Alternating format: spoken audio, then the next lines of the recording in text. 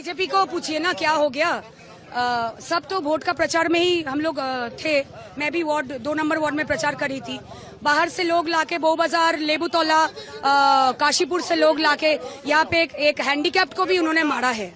हमारे महिलाओं का साड़ी ऐसे नीचे कर दिया है।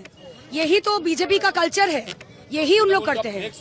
तृणमूल का फ्लेक्स तोड़ दिया, ठीक है। तो वो उनको पता है कि वो हारने वाले हैं, इसीलिए वो डर के मारे अभी क्या कर रहे हैं कि ऐसे लॉ एंड ऑर्डर करने का कोशिश कर रहे हैं ताकि लोग देखें कि क्या हो रहा है, क्योंकि उनको पता है कि लोग उनको वोट नहीं देने वाले हैं। हम चाहते हैं कि वो ये सब ना करके घर घर जाके प्रचार करें। अगर उनको 1-2 वोट मिले, अगर वो ये करेंगे तो उनको 0 मिलेगा, 0। তোমরা ভোটার কার্ড দেখাও ভাই, ভোটার কার্ড দেখাও। 40,000 ভোটে আপনাকে হারাবে, হুঙ্কার দিচ্ছেন। দেখাতে হবে, ও ভালো নেই, ও ভালো নেই। এটা কি হয়েছিল?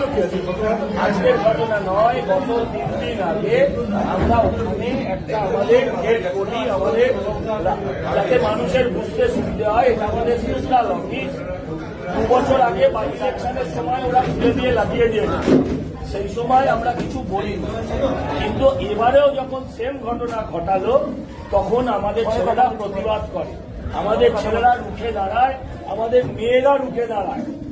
সেই রুখে দাঁড়ানোর ফল আস্তে আস্তে ওরাও ল্যাজ গুটিয়ে দেয়।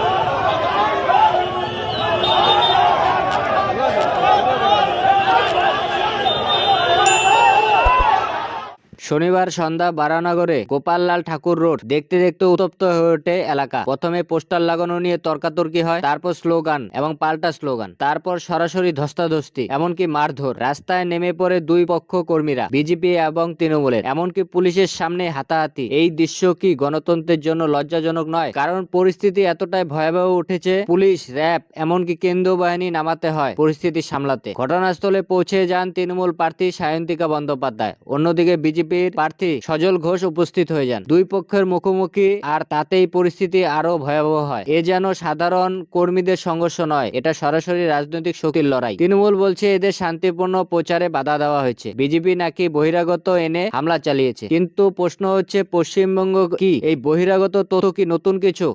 প্রতিবারই যখন তৃণমূল কোণঠাসা হয় তখনই উঠে আসে এই অভিযোগ বহিরাগত। আর সবচেয়ে বড় প্রশ্ন, যদি সত্যি তৃণমূল শান্তিপূর্ণ প্রচার করছিল তাহলে এত বড় সংঘর্ষ হলো কিভাবে? বিজেপির দাবি একেবারে স্পষ্ট, তাদের ফ্ল্যাক্স ছিঁড়ে ফেলা হয়েছে, জোর করে পোস্টার লাগিয়ে দিয়েছে তৃণমূল। সজল ঘোষ বলেছেন এটা পরিকল্পিত আক্রমণ, স্থানীয় কাউন্সিলর নেতৃত্বে দখলদারি রাজনীতি চলছে। এবং এখানেই উঠে আসে বড় প্রশ্ন, বাংলায় কি এখন দখলদারি রাজনীতি চলছে? বন্ধুরা, এই ঘটনা শুধু একটি এলাকার সংঘর্ষ নয়, এটা একটি বড় রাজনৈতিক ট্রেন্ড এর ইঙ্গিত। যেখানে ভোট যত এগোবে ততই বাড়বে উত্তেজনা, তত বাড়বে সংঘর্ষ। কারণ ক্ষমতার হারানোর ভয় গ্রাস করছে আজকে তৃণমূল কংগ্রেসকে। তখন গণতন্ত্র নয়, হিংসায় হয়ে ওঠে অস্ত্র। বারানগরের ঘটনা আবারও প্রমাণ করলো বাংলার রাজনীতিতে এখনো ভয়, হিংসা আর দখলদারি বড় ফ্যাক্টর। কিন্তু শেষ কথা বলবে মানুষ, ভোট বাক্সই দেবে জবাব। কে শান্তি চায় আর কে অশান্তি ছড়ায়? আপনি কি মনে করেন এই সংঘর্ষের জন্য দায়ী কে? কমেন্টে জানান। আর ভিডিও ভালো লাগলে লাইক করুন এবং চ্যানেলটিকে সাবস্ক্রাইব করুন।